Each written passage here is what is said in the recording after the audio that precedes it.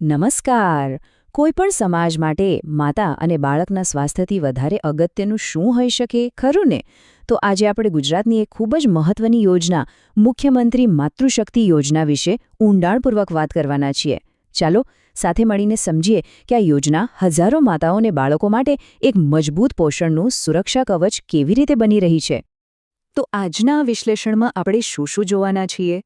સૌથી પહેલાં તો આપણે સમજીશું કે જીવનના પ્રથમ 1000 દિવસ આટલા બધા નિર્ણાયક કેમ ગણાય છે.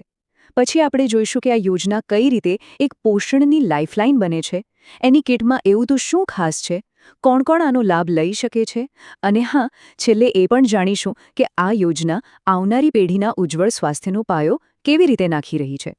ચાલો શરૂઆત કરીએ માત્ર એક આંકડાથી, 1000. વિચાર આવે કે આ નંબરમાં એવું તે શું ખાસ છે, પણ સાચું કહું તો માતા અને બાળકના જીવનમાં આ સંખ્યા જેટલી નિર્ણાયક છે એટલું બીજું કંઈ નથી, અને આ જ આંકડો મુખ્યમંત્રી માતૃશક્તિ યોજનાના હાર્દમાં છે. તો પેલો જે 1000નો આંકડો છે ને, એનું રહસ્ય અહીં છુપાયેલું છે. આ યોજના જે સમસ્યાનું સમાધાન લાવવા માંગે છે તેની ચાવી આ જ સમયગાળામાં છે. ચાલો સમજીએ કે આ પ્રથમ 1000 દિવસ બાળકના વિકાસ માટે સૌથી નિર્ણાયક તબક્કો કેમ ગણવામાં આવે છે. તો આ પ્રથમ 1000 દિવસ એટલે શું? સાવ સાદી ભાષામાં કહીએ તો આ સમયગાળો ગર્ભાવસ્થાની શરૂઆતથી લઈને બાળકના બીજા બર્થડે સુધીનો છે. વૈજ્ઞાનિક રીતે પણ એ સાબિત થયું છે કે આ સમય બાળકના મગજના અને શારીરિક વિકાસ માટે સોના જેવો છે. આ તબક્કામાં જે પોષણ મળે છે ને, એ જ એના આખા જીવનના સ્વાસ્થ્યની ઇમારતનો પાયો બને છે. જુઓ, આ સ્લાઇડ પર આખી યાત્રા કેટલી સરસ રીતે બતાવી છે. ગર્ભાવસ્થાથી શરૂ થાય, પછી બાળકનો જન્મ થાય અને ત્યાંથી લઈને બાળકના શરૂઆતના 2 વર્ષ સુધી. આ યોજના સતત માતા અને બાળકને પોષણ સહાય પૂરી પાડે છે, જેથી વિકાસના સૌથી કિંમતી તબક્કામાં કોઈ જ કમી ના રહી જાય. સારું, તો આટલા મહત્વના 1000 દિવસ દરમિયાન પોષણની ગેરંટી કેવી રીતે મળે? બસ આ જ સવાલના જવાબમાં ગુજરાત સરકારે એક બહુ મોટું પગલું ભર્યું.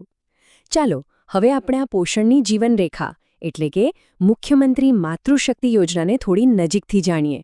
જૂન 2022માં આ યોજનાની શરૂઆત થઈ, અને એનો હેતુ એકદમ સીધો અને સ્પષ્ટ છે. ગુજરાતની સગર્ભા સ્ત્રીઓ, ધાત્રી માતાઓ અને એમના નવજાત શિશુઓને એવું પોષણ આપવું કે કુપોષણનું નામ નિશાન મટી જાય.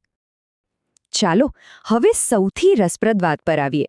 આ બધી વાતો તો કરી, પણ આ યોજના હેઠળ ખરેખર મળે છે શું?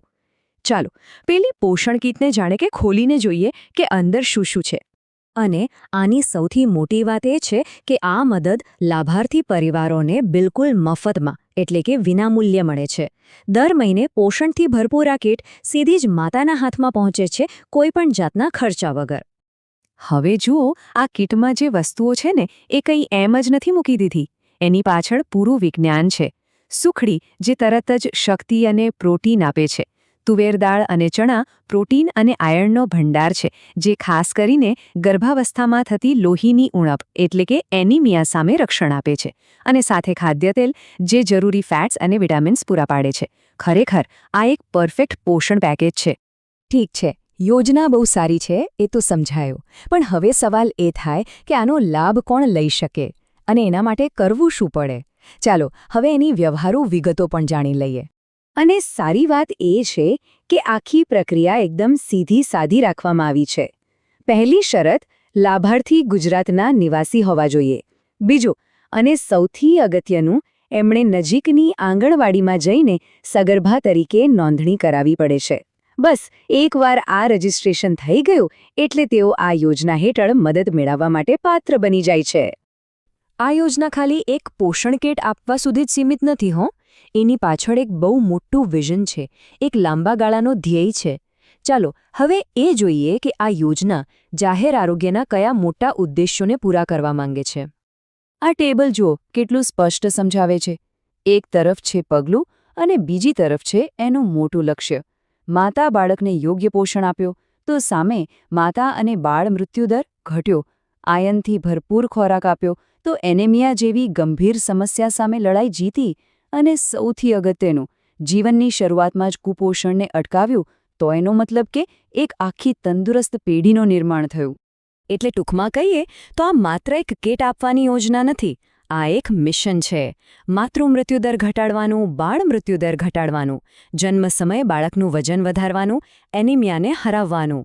અને આ બધાનો એક જ અંતિમ ગોલ છે, એક કુપોષણ મુક્ત અને સ્વસ્થ ગુજરાતનું નિર્માણ કરવું. આ બધી ચર્ચા પછી એક મોટો સવાલ મનમાં આવે છે કે જ્યારે કોઈ યોજના આ રીતે જીવનના સૌથી નાજુક અને મહત્વના તબક્કામાં પોષણનું રક્ષણ કરે ત્યારે એ માત્ર કોઈ એક વ્યક્તિનું સ્વાસ્થ્ય નથી સુધારતી. એ તો ખરેખર આવનારી આખી પેઢીના ભવિષ્યનો પાયો મજબૂત કરે છે, એમના ભવિષ્યને એક નવો આકાર આપે છે. બસ આ જ વિચાર સાથે આજે આપણે અહીંયા અટકીએ.